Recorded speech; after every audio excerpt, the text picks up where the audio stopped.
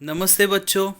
आज हम कक्षा 8 वसंत भाग 3 का अगला पाठ पढ़ने वाले हैं, जिसका नाम है यह सबसे कठिन समय नहीं। प्रस्तुत पाठ एक कविता है, जो कविता जया जादवानी जी ने रची हुई है। कविता को शुरू करने से पहले हम कविता की रचयिता जो है उनके बारे में कुछ जान लेते हैं। जया जादवानी जी हिंदी साहित्य की प्रमुख लेखिका। उनका जन्म 1 मई 1959 को मध्य प्रदेश राज्य के शहडोल जिले के कोतमा नामक स्थान पर हुआ। ये हिंदी की एक अप्रतिम कवयित्री रही है। कहानियों की दुनिया में तो इनकी एक अलग पहचान है। इनकी प्रमुख कृतियों में मैं शब्द हूँ, अनंत संभावनाओं के बाद भी, तत्वमसी, मुझे ही होना है, बार बार आदि शामिल है। इन्हें छत्तीसगढ़ हिंदी अकादमी सम्मान से सम्मानित किया जा चुका है। यह रहा जया जादवानी जी का जीवन परिचय। अब हम कविता की ओर बढ़ते हैं। कविता को समझने से पहले एक बार कविता को पूर्णतः पढ़ लेते हैं। देखिए, यह सबसे कठिन समय नहीं। कविता को हम अच्छे से पढ़ लेते हैं, बाद में इसका आशय समझ लेंगे। कविता कुछ इस प्रकार है। नहीं, अभी भी दबा है चिड़िया की चोंच में तिनका, और वह उड़ने की तैयारी में है। अभी भी झरती हुई पत्ती थामने को बैठा है हाथ एक। अभी भी भीड़ है स्टेशन पर, अभी भी एक रेलगाड़ी जाती है गंतव्य तक, जहाँ कोई कर रहा होगा प्रतीक्षा। अभी भी कहता है कोई किसी को, जल्दी आ जाओ कि अब सूरज डूबने का वक्त हो गया। अभी भी कहा जाता है उस कथा का आखिरी हिस्सा, जो बूढ़ी नानी सुना रही सदियों से दुनिया के तमाम बच्चों को। अभी आती है एक बस अंतरिक्ष के पार की दुनिया से, लाएगी बचे हुए लोगों की खबर। नहीं, यह सबसे कठिन समय नहीं। तो चलिए कविता के भावार्थ को समझ लेते हैं। उसके पहले हम कविता का सारांश पढ़ लेते हैं। मतलब कवयित्री ने हमें इस पाठ में क्या संदेश देना चाहा है, वे क्या कहना चाहती है, वो हम एक बार समझ लेते हैं। उसके बाद हम कविता की सारांश पढ़ने के बाद कविता का जो भावार्थ है उसको समझ लेंगे। यह कठिन समय नहीं।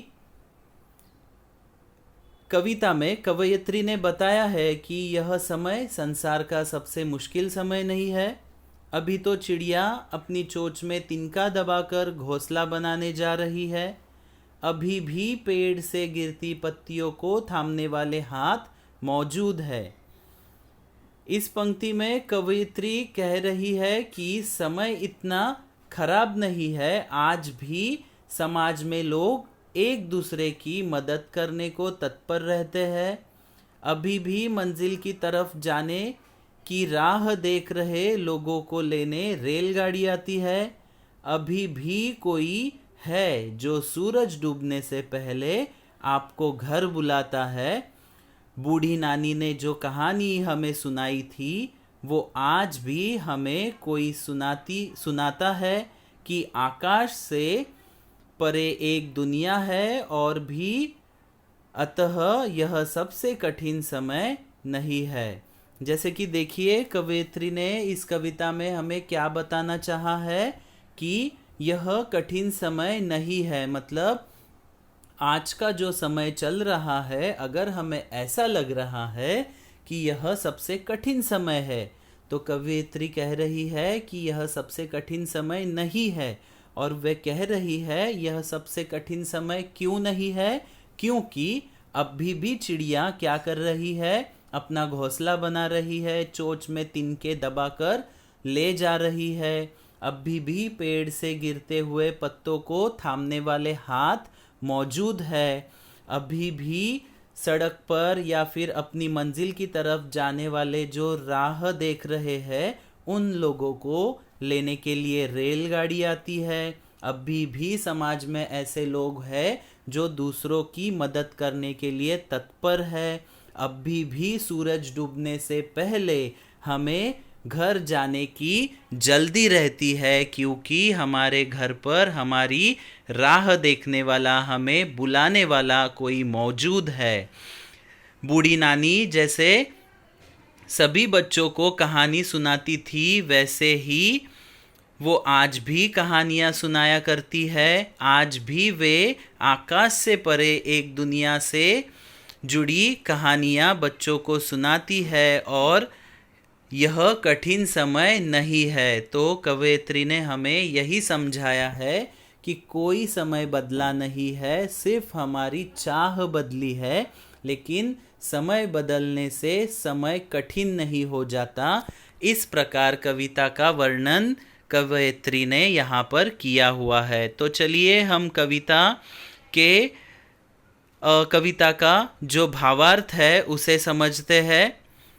कविता की शुरुआती पंक्तियाँ कुछ इस तरह से है। नहीं, यह सबसे कठिन समय नहीं, अभी भी दबा है चिड़िया की चोंच में तिनका और वह उड़ने की तैयारी में है। अभी भी झरती हुई पत्ती थामने को बैठा है हाथ है एक। अभी भी भीड़ है स्टेशन पर, अभी भी एक रेलगाड़ी जाती है गंतव्य तक। तो इस शुरुआती पंक्तियों का सरल अर्थ हम समझ लेते हैं। तो कवयित्री यहाँ पे क्या कह रही है कि कवयित्री के अनुसार भले ही हर तरफ अविश्वास का अंधकार छाया है, लेकिन अभी भी उनके मन में आशा की किरणें चमक रही है।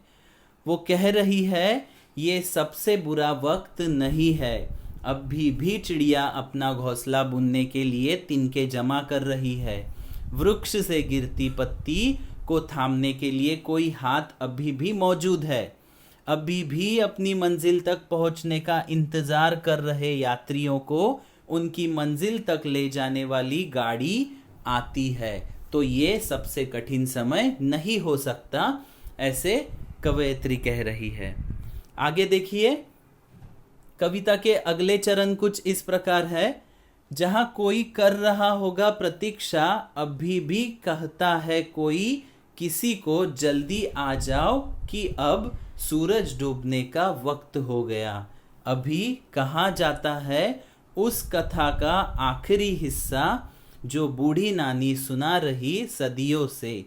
दुनिया के तमाम बच्चों को अभी भी आती है एक बस अंतरिक्ष के पार की दुनिया से, लाएगी बचे हुए लोगों की खबर। नहीं, यह सबसे कठिन समय नहीं। तो देखिए, इस पंक्तियों का अर्थ कुछ इस प्रकार है। कवयित्री ने निराश से भरे इस संसार में अभी भी आशा का दामन थाम रखा है। तभी वो इन पंक्तियों में कहती है कि यह सबसे बुरा समय नहीं है। आज भी कोई घर पर किसी का इंतज़ार करता है और सूरज डूबने से पहले उसे घर बुलाया जाता है।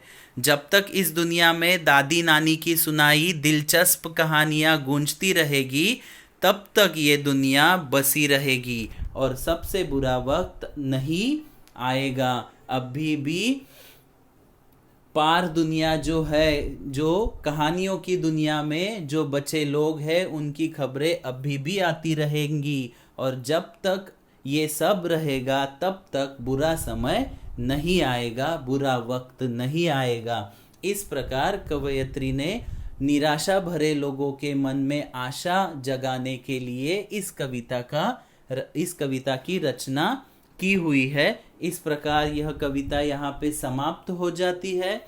आपको यह कविता अच्छे से समझ आई होगी ऐसी मैं अपेक्षा करता हूँ, आशा रखता हूँ। अगले वीडियो में हम एक नया पार्ट लेके मिलेंगे। तब तक के लिए धन्यवाद।